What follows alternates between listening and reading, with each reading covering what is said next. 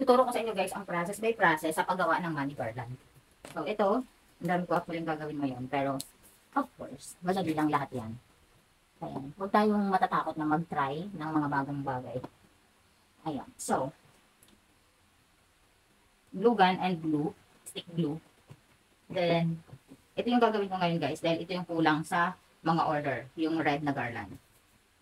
So, ayan. Magkat lang kayo ng karton. Sa mga old na books to ng anak ko guys. Ayan.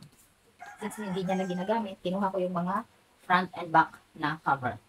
Diba? Improvise ba? Diba? Para hindi tayo magbili na ng mga karton. So, ito, ayan. Tinuro ko na sa unang video ko kung paano ko ginagawa.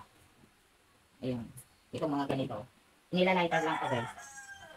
Lalagyan nyo siya pabilog. Minsan dapat mabilis yung galaw kasi ito wala siyang control guys. Kung saan siyang lumalabas. Kailangan mabilis tayo.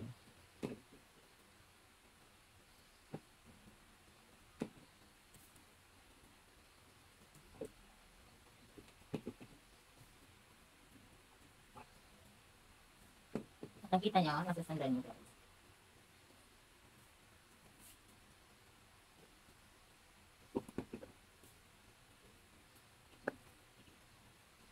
Yung iba kasing kulay, may naka-ready na akong ganito.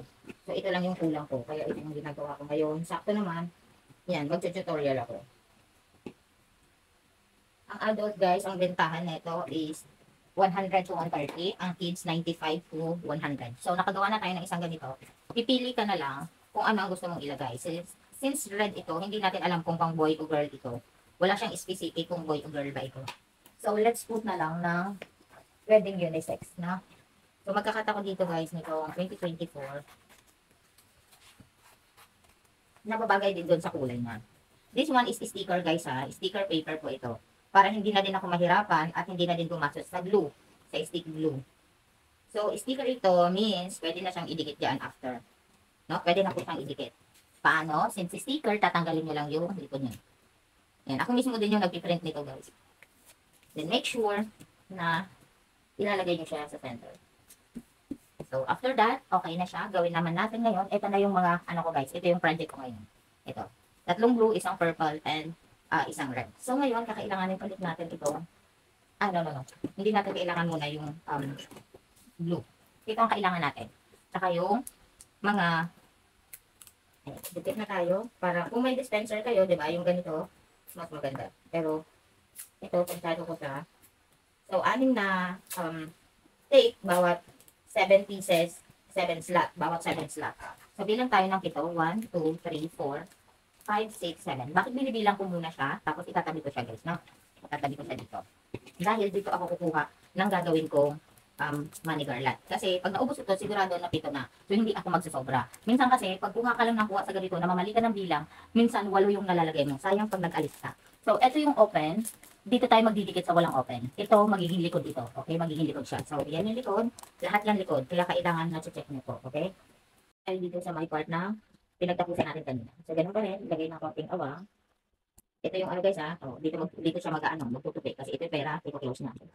So, dala-dala ulit sa bababa. Tapos, same process yan sa mga susunod. Kahit na anong kulay, ganun lang din ang proseso. Napakadali lang. Sipag lang. Kasi, kaysa tunga tayo magnapon, di ba? Or makipag-businessan, or maubos yung oras natin, kakabrowse natin sa Facebook, kakainin ng buhay ng may buhay, di ba?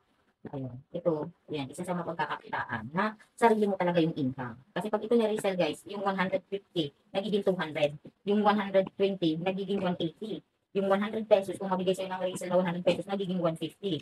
So, mas mabuti na ikaw ang gumagawa kasi kaya mong presyohan. Dahil alam mo kung lugaw ka eh, di ba? So, ayan na guys, yung dulo ko guys ha, puti ulit. Pareho sa ginawa kanina. So, meron na tayong isang money garland. Ayan. Okay, tuturo ko sa inyo ngayon kung paano ito ipapadala kay client na may tape, di ba? Kasi syempre, paano ba ito ididikit ni client, di ba? Hindi ko alam paano ba ididikit client. So, meron akong double-sided tape, importante ito.